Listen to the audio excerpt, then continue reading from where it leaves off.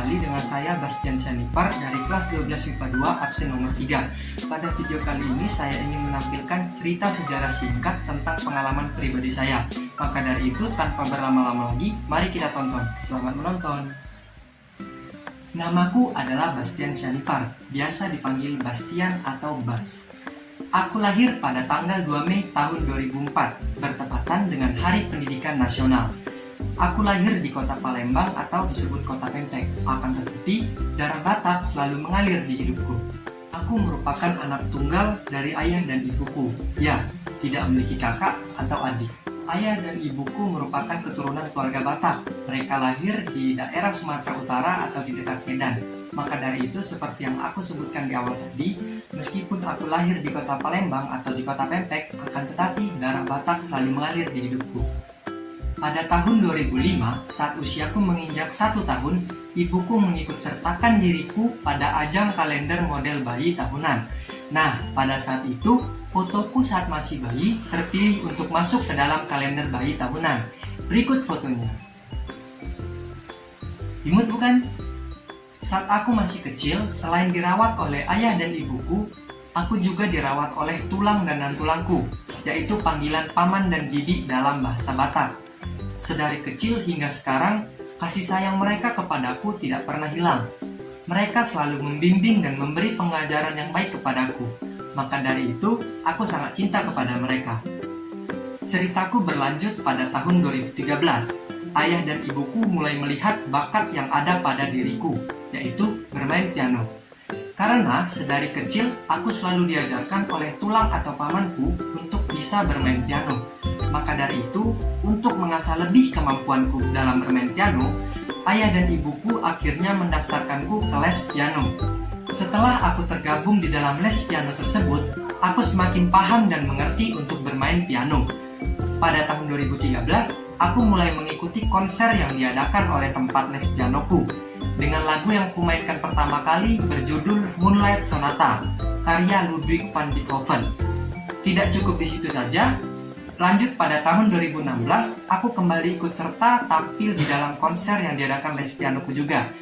Dan lagu yang kumainkan berikutnya berjudul Für Alice, karya Ludwig van Beethoven. Berikut cuplikan videonya.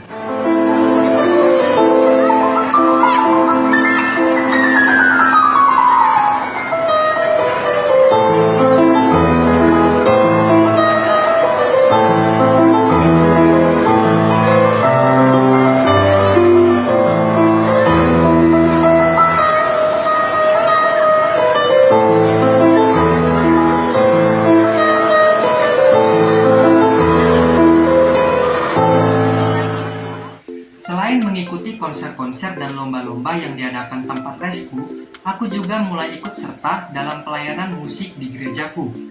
Aku mulai ikut pelayanan pada tahun 2017 saat aku masih di bangku SMP. Hingga saat ini, aku juga masih mengikuti pelayanan di gereja. Selain pengalamanku di bidang bermusik, aku juga ingin menceritakan pengalaman mengerikan yang terjadi padaku. Tepatnya pada tahun 2009. Pada saat itu, aku dan keluargaku pergi untuk berbelanja di salah satu mal di Palembang.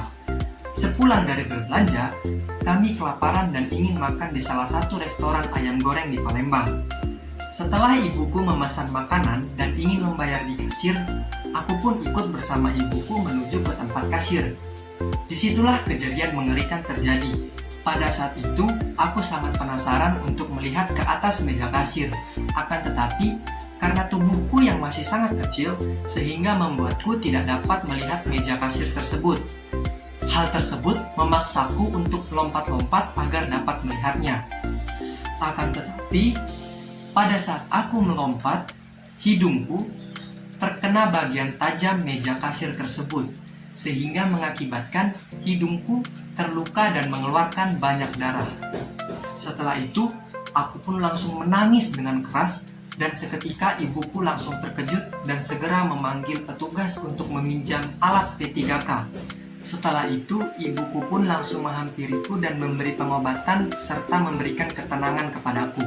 Hingga sampai saat ini, bekas luka di hidungku masih ada dan tidak dapat hilang. Dan kejadian tersebut merupakan salah satu kejadian mengerikan yang terjadi di dalam hidupku. Sekian cerita sejarah singkat tentang pengalaman pribadi yang dapat saya sampaikan. Apabila ada kata yang kurang berkenan di hati penonton atau pemirsa, mohon dimaafkan. Sekian dan terima kasih. If you found the one, you should never give her up. I think it's the way life changes when in love, yeah. I surround my soul with the positivity.